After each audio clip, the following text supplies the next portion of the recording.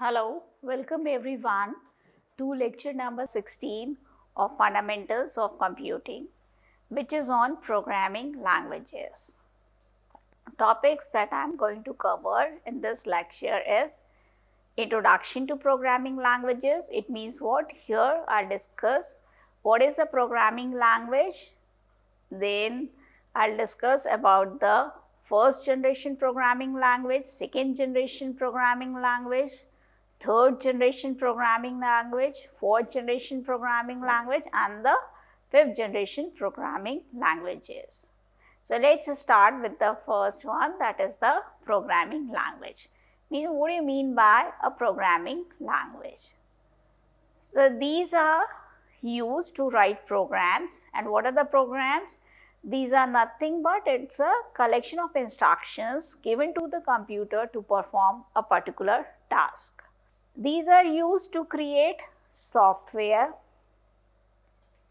which is again, it is nothing but it's a collection of programs and the documents, apps, websites, etc.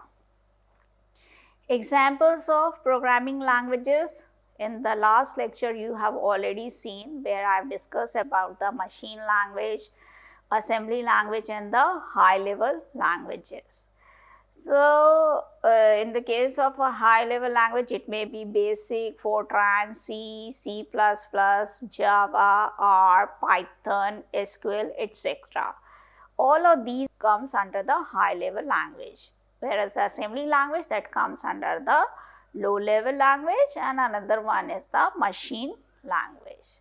So, all these, whether it's low level or it's a high level or it's a machine language, these are used to write a program to perform a particular task by the computer.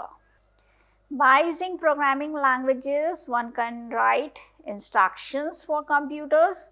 Instructions means what? The programs to follow and create the technology we use daily.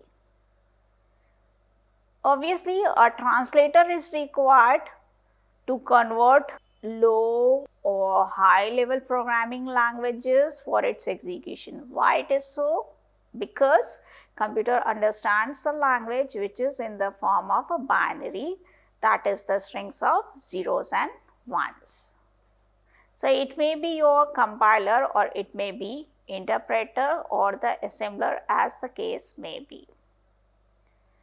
Some need interpreter, some needs compiler, or some needs both of them in the case of high level languages. That we will discuss in our next slides. Programming languages usually refers to high level languages which are easy for humans to read and understand. Many programming languages have been developed so far for writing of programs. So the next question comes, so many languages have been developed, which has to be chosen for a particular problem? Or if I want to write a program, then there are so many languages, what I have to choose, whether I have to choose R or C or C++ or SQL. So that depends upon three factors. What are these three factors? Number one, the type of computer on which the program has to be executed. Second, the type of the program. And lastly, which is the most important, the expertise of the programmer.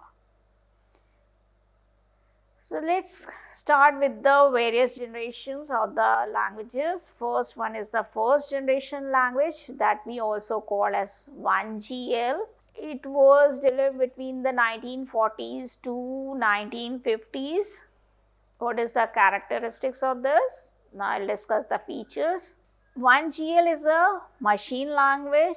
So it's a set of instructions and data that a computer's central processing unit can execute directly. It means what? It is written in the form of zeros and ones.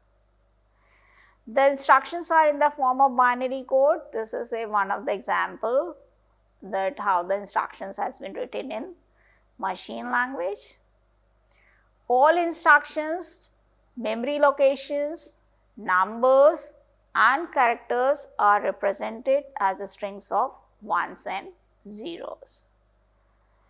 One GL advantage is that since it is written as the string of zeros and ones, so these codes are executed very quickly and efficiently as it is directly executed by the CPU. Since it is written in the strings of zeros and ones, so you can make it out how difficult it is to understand and debug in the case if errors occurs. It is not portable and transferable to different computer. So this was all about the first generation language. Now we will discuss about the second features, or you can say characteristics of a second generation language. That is the second generation programming language. We call it as a 2GL in short, which was developed in between 1950s to 1960s. It uses symbolic notation to represent machine language instructions. Instead of using the zeros and ones, here we can use the numeric codes for the instructions. It is also called as a low-level language or assembly language.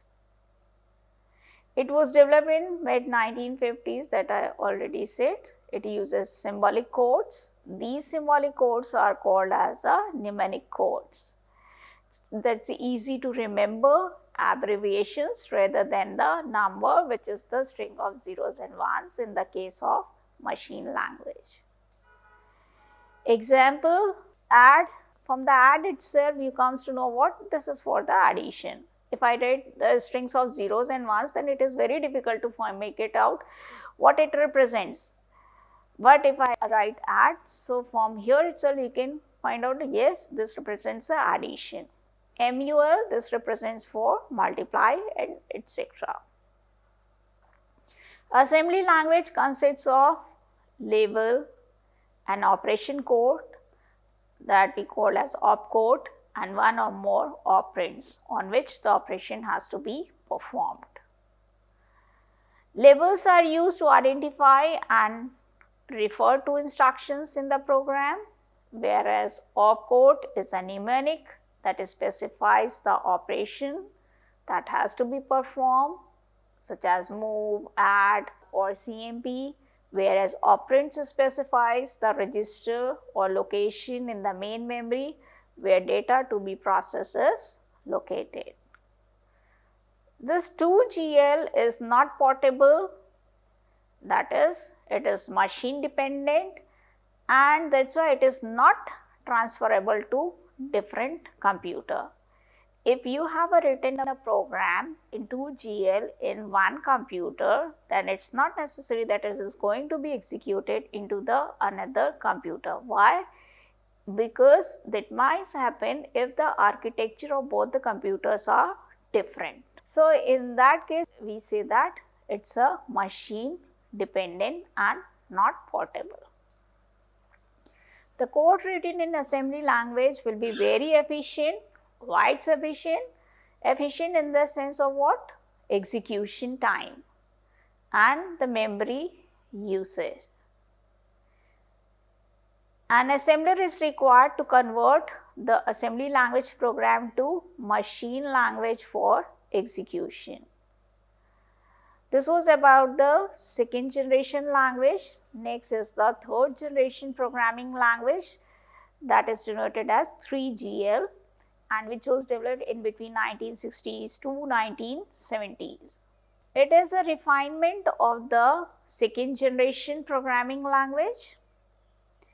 It's more user friendly as compared to first generation and the second generation programming language. It is a procedural language that uses a series of English-like words which are closer to human language to write instructions. Procedural language means what? Here the set of instructions, means if you want to perform a particular task, then all the steps has to be clearly mentioned. It's a high level programming language. Why it is called high level programming language? Because it uses a series of English like words which can be understood by the human beings easily. So that's why it is easier to read, write and update.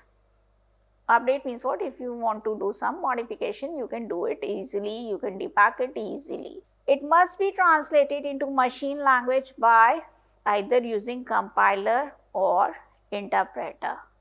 Why it is so? Because it is written in the language that uses the English like words, so computer won't understand it, so that has to be converted into the strings of zeros and ones, and that can be done by using either compiler or interpreter. Examples of third generation languages are Pascal, Fortran, Basic, COBOL, C, C++. So this was all about the characteristics of third generation programming language. Next we will discuss the features of a fourth generation programming language, which is represented as 4GL in short. It was developed in between 1980s to 1990s. These are basically non-procedure. Non-procedure means what? In the case of a procedural language, you have to define all the steps, means how you are going to solve that problem. But here, the programmers define only what they want the computer to do without supplying all the details of how it has to be done. How it has to be done, that is must in the procedure. But in the case of non-procedure, only thing is what programmers have to define what they want the computer to do. The code comprising instructions written in English like sentences. The code is easier to modify. Example of fourth generation programming language are query languages that allows a user to request information from a database with precisely worded English like sentences. Example of it is what? SQL, that is the structured query language. The programmer needs to remember a few rules of syntax and logic. But in the case of procedural language, there you have to remember more number of rules for, or you can say syntax of a given language. It is easier to learn than the third generation languages, that is the COBOL and C. Fourth generation languages are MATLAB, SQL, SAS and Visual Basic. So this was all about the fourth generation programming language. Next one is the fifth generation programming language. In short, we call it as 5GL, which is now presently used. These 5GLs are centered on solving problem using constraints given to the program, rather than using an algorithm written by a programmer. So that's the beauty of your fifth generation language. Most constraint based and logical programming languages and some declarative languages are a part of fifth generation languages. It is widely used in artificial intelligence, or you can say AI research. It also contains visual tools to help in developing a program. Example is Visual Basic. It allows people to interact with computers without needing any specialized knowledge. People can talk to computers, and the voice recognition system can convert spoken sounds into written words. Prolog, Lisp, Mercury are the best known 5th generation language, or you can say 5th generation programming languages. So these are used in natural language programming. This diagram represents the hierarchy of programming languages. First generation language it's a machine language. This machine language is nothing but it is the written as the strings of zeros and ones. So that's why it is very difficult to understand, debug and modify if the error occurs, but it is efficient regarding the execution time. So next generation is the second generation language, which is the assembly language, that is also called as a low level language. Here we use the numeric codes instead of using the string of zeros and ones. But problem is what? It is not portable, it is machine dependent, and is still difficult to do the programming by using this assembly language. Next level is the third generation language, that is called as a high level language. Here the English like words are used to write it. These are the procedural languages. So procedural language means what? Here you have to define the steps, means how these given problem can be solved by the computer, what are the steps that has to be followed to solve it. So it is written in a high level, it has to be converted into the machine language. So for that, compiler or the interpreter are required that not only converts this high level language to the machine language, that is the strings of zeros and ones, but also checks the syntactic and semantic errors if it is present in the program. After that, the next level is the fourth generation language. Here the rules or the syntax that has to be remembered for writing a program is much lesser than that which was used in the third generation language. This basically deals with the databases. Example are SQL, that is the structured query language, MATLAB, etc. Next generation is the fifth generation language. This is used in the natural languages or the AI research. It's a high level language. This is a constraint based programming, and here the beauty of this fifth generation language is what? The programmer need not to have much knowledge, or you can say specialization of a particular language.